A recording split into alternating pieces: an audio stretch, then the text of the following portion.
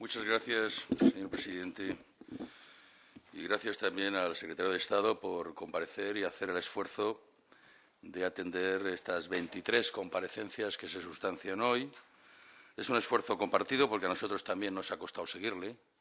Y, en todo caso, es un esfuerzo que tampoco le deseábamos, porque hoy hace un año solicitamos las comparecencias de los diferentes presidentes de las confederaciones hidrográficas para hacer un seguimiento, para ser informados, en primer lugar, por los planes de cuenca, ¿no? Y poder hacer un seguimiento y, efectivamente, desde esta Cámara poder participar en esa tarea o ese desafío o ese reto, ese buen empeño que es el consenso, ¿no? Salvo que el consenso no pase por esta Cámara. Pero, bueno, lamento que tengamos que sustanciar todo esto y que vaya en detrimento de los grupos que tratamos de atender las problemáticas de todo el territorio. No es lo mismo que yo en mi intervención me refiero a una zona concreta que tenga que abordar el conjunto del territorio español, porque en nuestro partido, o nuestro grupo político, pues trata de atender todo el territorio. Así es que voy a intentar seguir su narración y, por lo tanto, no sé si seré muy ordenado, pero voy a intentar seguir la secuencia. Yo, antes que nada, quiero aclarar también, porque es reiterado por parte del ministro, por usted mismo en su comparecencia, he leído recientemente en una publicación una entrevista al ministro y les gusta hablar de la herencia. Bueno, pero también a todo el Gobierno en conjunto y a su grupo este tema les encanta. Yo les quiero dar una exclusiva, es decir, Rodríguez Zapatero no fundó España. Por lo tanto, la herencia no es toda de este Gobierno y, claro, tratar de introducir aquí los expedientes que la Unión Europea ha planteado al Gobierno de España y tratar de responsabilizar al Gobierno socialista de los últimos 7 años me parece excesivo, porque usted sabe que el plazo para cumplir el tema de la depuración de aguas venció en el año 98. Claro, en fin, es verdad que el Gobierno socialista de 7 años algo habrá tenido que ver en el incumplimiento, pero algo habrá tenido que ver el Partido Popular en 8 años de gobierno, digo yo, porque en el año 98 terminó el plazo, ¿no? Y de entonces, 2004, no, el tema de la depuración de la directiva para depuración de aguas residuales urbanas. Curiosamente, se le reprocha de todas formas al Gobierno, pero en las mismas entrevistas el ministro a continuación dice, pero es responsabilidad de los municipios y de las comunidades autónomas. O sea, lo es o no lo es.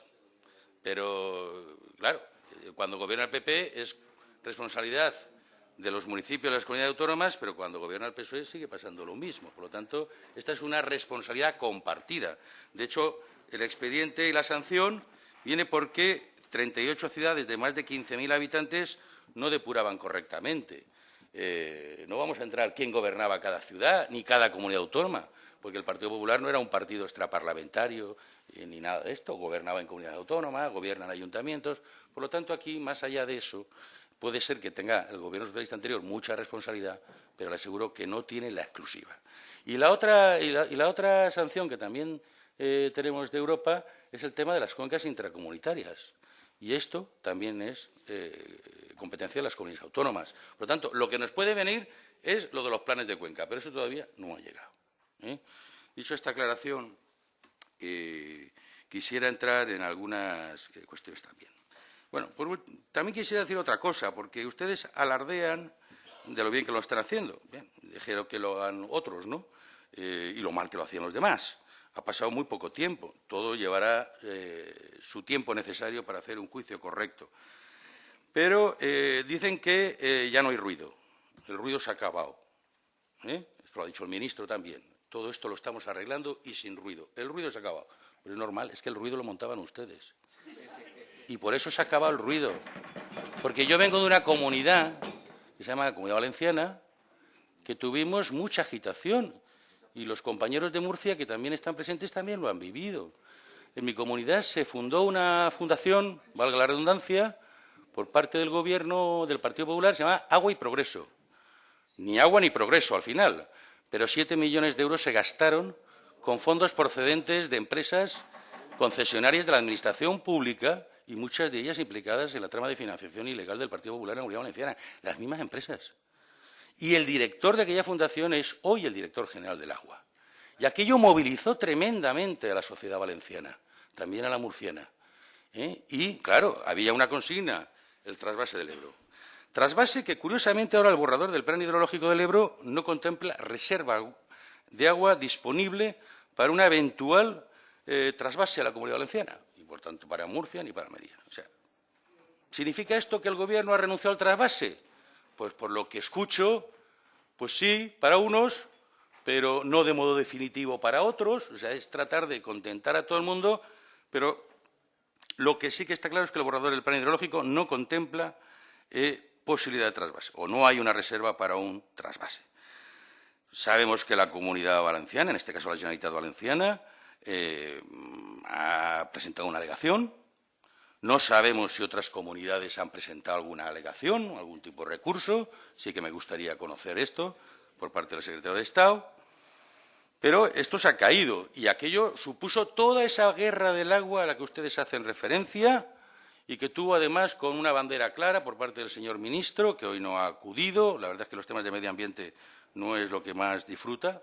Aquí ha venido a hablar mucho de política agraria común, de incendios, pero de medio ambiente la verdad es que no, yo no recuerdo desde que soy portavoz de este tema.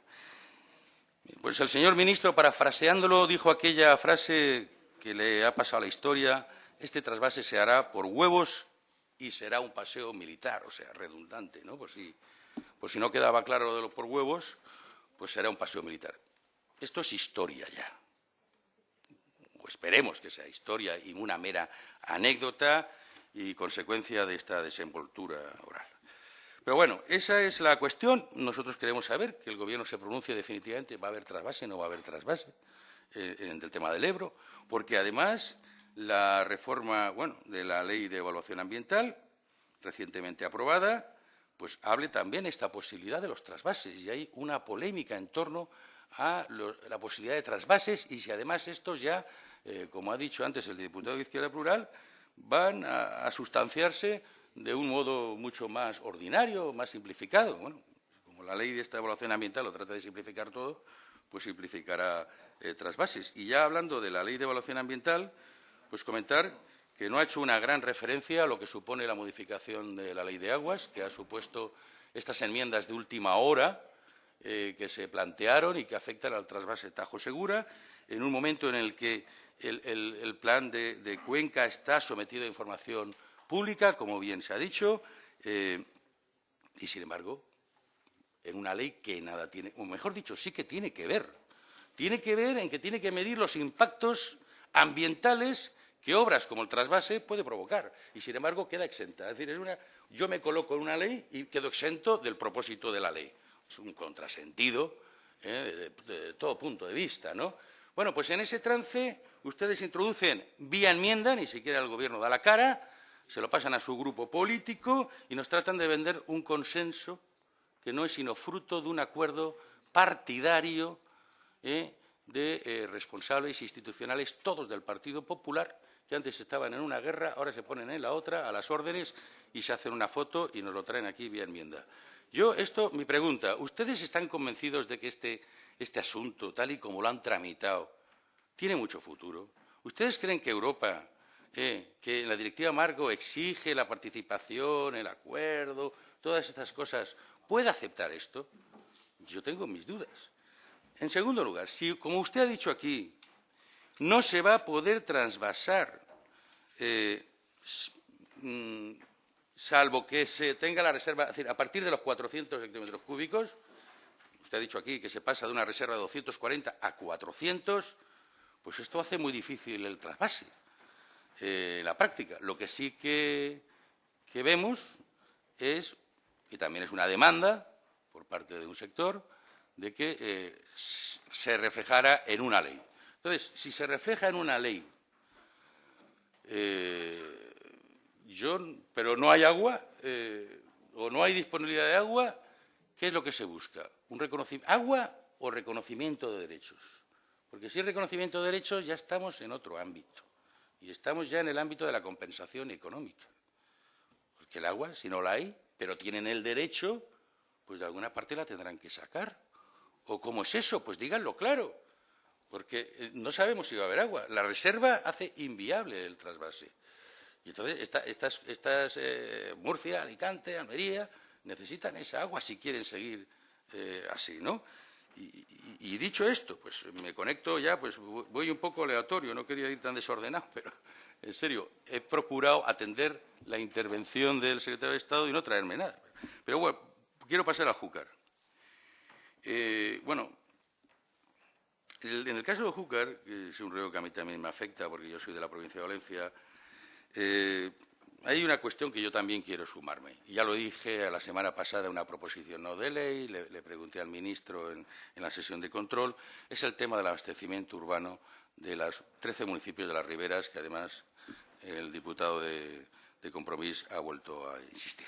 Es decir, no tiene ningún sentido que municipios ribereños que ven el río pasar tengan que suministrarse de pozos contaminados. No tiene ningún sentido que la preferencia sea el agua de riego y no para el consumo humano.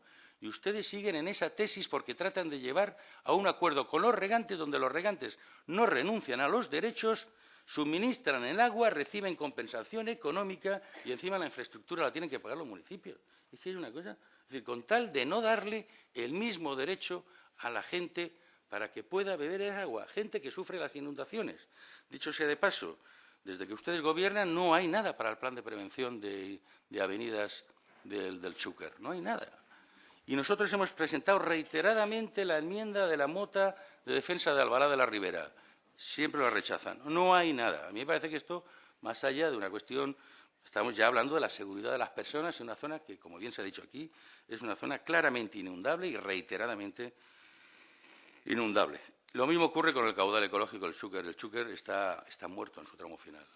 No hay nada. Entonces, yo he oído en la introducción de cada plan de cuenca una carta a los Reyes Magos. Es decir, muy buenos propósitos. Se mantendrá el caudal ecológico, se atenderá a todo. Bueno, ahí estamos todos de acuerdo.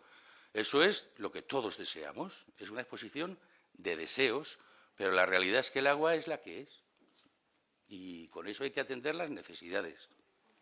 Y yo no lo veo. No lo veo. Por supuesto, los grados de inversión, ni le digo, porque, claro, nos ha dicho, por ejemplo, que en el caso del Xúquer han invertido 7,5 millones de euros y para la elaboración del plan van a invertir 3.300, pues la verdad es que la proporción es inaudita. Así podemos estar 500 años, 50, no sé, no tendría que hacerla, pero muchos años para poder desarrollar el plan de inversiones, ¿no?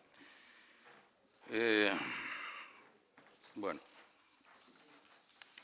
quisiera también, del Guadiana, bueno, sí que quisiera también, a nosotros nos dejó también ciertamente mal la ley de reforma, la ley de medio ambiente, ¿no?, de reforma urgente o medidas urgentes para el medio ambiente. Quedaba muy afectado el proyecto de Alto Guadiana. Creemos que es una vuelta para atrás, no vemos ninguna indicación al respecto en lo que ha planteado. También, respecto de la Mancomunidad de Canales del Teivilla, tenemos la preocupación o la inquietud acerca de su privatización. Aquí hemos discutido sobre eso. Y recordarles que, gracias a las tan denostadas desaladoras, aunque ahora el ministro dice que él nunca habló mal de las desaladoras, no lo sé él. A mí me recuerda mucho la frase de González Pons diciendo que eran las nucleares del mar. Y conozco muy bien el boicot que se hizo desde la Generalitat Valenciana a las desaladoras. Pero bueno, resulta que nunca se habló mal. Eso sí dice el Gobierno, y en eso tiene razón. Como Gobierno nunca habló mal. Hablaban como un partido popular. Pero bueno, gracias a estas desaladoras del verano pasado en Alicante y Murcia, la mancomunidad pudo seguir suministrando agua a los abastecimientos de los 79 municipios de la provincia de Murcia, Alicante y Albacete. Este organismo abastece de agua potable a 2.400.000 habitantes en estas provincias. Y en la actualidad tiene 448 empleados públicos. Nos gustaría que el secretario de Estado se pronunciara acerca del futuro de esta mancomunidad. Con respecto al Segura, el propio plan reconoce un déficit hídrico y la verdad es que no sabemos cómo pretenden cubrir ese déficit. No hay ninguna concreción de inversiones, no hay planificación de las mismas, deberíamos tener una planificación de las obras, en fin, no observamos ahí mucho detalle. Y yo creo que ya, si me permiten y si me sobra algún minuto, señor presidente, me gustaría que el compañero Alejandro Alonso rematara mi intervención. No sé si. En todo caso, señor secretario de Estado, también le pido un ruego, no tiene nada que ver con esto, pero como usted va a ver al ministro, le gustaría que le dijera de nuestra parte que lo estamos esperando para que nos dé explicaciones sobre el expediente de regulación de empleo de Traxa que hemos solicitado y que a muchas familias están muy pendientes de esas explicaciones. Muchas gracias.